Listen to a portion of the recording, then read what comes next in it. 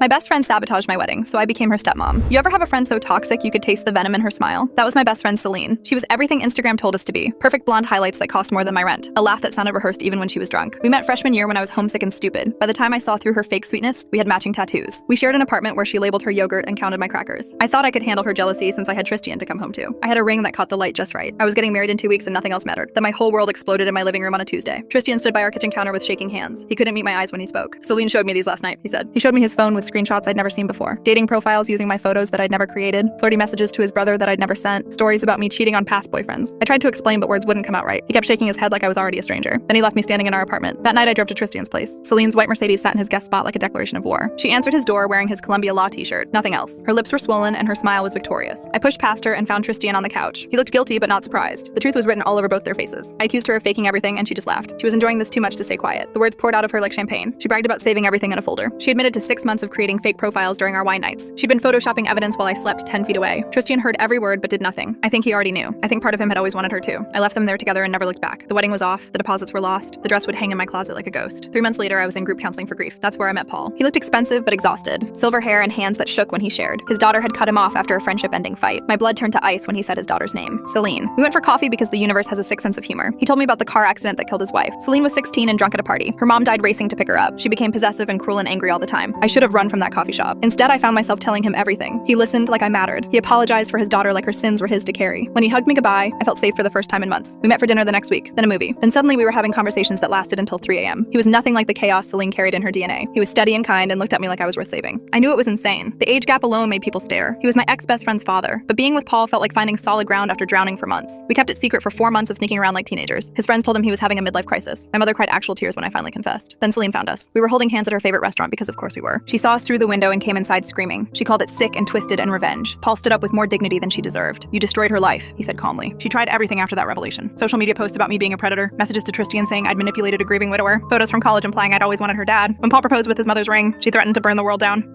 We sent her a wedding invitation. She came to our small ceremony in her mother's funeral dress, black lace and a corsage of spite. The dress still had the funeral program in its pocket. During the father-daughter dance, Paul chose to dance with me instead. I watched her face crumble from across the room. I gave a speech about loving Paul and joining this family. I made sure to use the word stepmother 3 times. That's when she finally shattered completely. She screamed that I'd stolen everything from her. She admitted she'd destroyed my wedding because I was abandoning her. Her mascara ran in rivers down her face. Paul told her to sit down or leave. She sat. Now she comes for Sunday dinners because Paul insists. She has to text me to ask what to bring. She has to RSVP to me for holidays. She has to include me in the family group chat where I heart every photo she posts. Tristan dumped her after 3 months. Turns out she was too possessive for him too. She texts me sometimes when she's drunk and lonely. Long paragraphs about how I ruined her life. I respond with stepmother advice about making better choices. I sign every text, love mom, and she loses her mind every time.